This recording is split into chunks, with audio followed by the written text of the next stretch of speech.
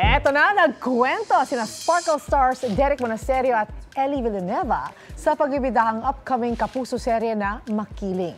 Sa pagsalang nila sa GMA Integrated News interviews, magandang timing daw ang muling pagtatambal nila on-screen sa Makiling na mapapanood na simula sa Lunes, January 8. Mas driven sila habang magkasama sa set at mas lalong na-inspire gawin ng revenge drama dahil sa dami ng natutuhan nila.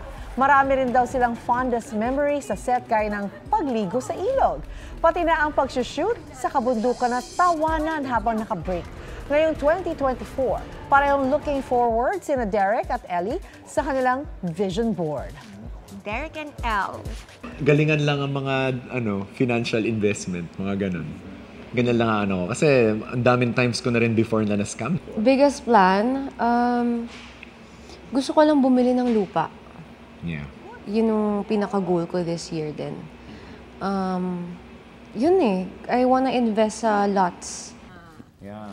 Hoy, type ko yung idea ni Elle. Oo nga. Ito naman, samantalang sumalang din sa Fast Talk with Boy Abunda ang real-life couple. Sinagot ng dalawa ang tungkol sa sexualidad ni Derek na siya ay gay.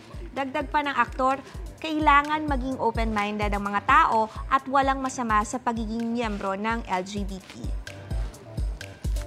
Yes or no, are you gay? No. Mas nababother ako sa fact na bakit nila ginagamit na pang-asa ng pagiging bakla. Wala namang masama doon. So, nung first project pa lang namin, iniisip ko, gay ba talaga siya? Kasi yun yung sinasabi ng lahat. And then I realized, parang lumaki lang siya sa industry na kasama puro gay. So parang nasanay lang siya sa pananalita niya. So para payagan ako nakasama si Derek, sinabi ko kay Mommy, Mommy, bakla siya. You don't have to worry. Yan yung maganda pa. Mama, bakla siya. Kasi parang boyfriend mo na after. Pero yan, I agree with Derek. Kapuso, para laging una ka sa mga balita, bisitahin at mag-subscribe sa GMA Integrated News sa YouTube. Sa mga Kapuso abroad, samahan nyo kami sa GMA Pinoy TV at sa www.gmanews.tv.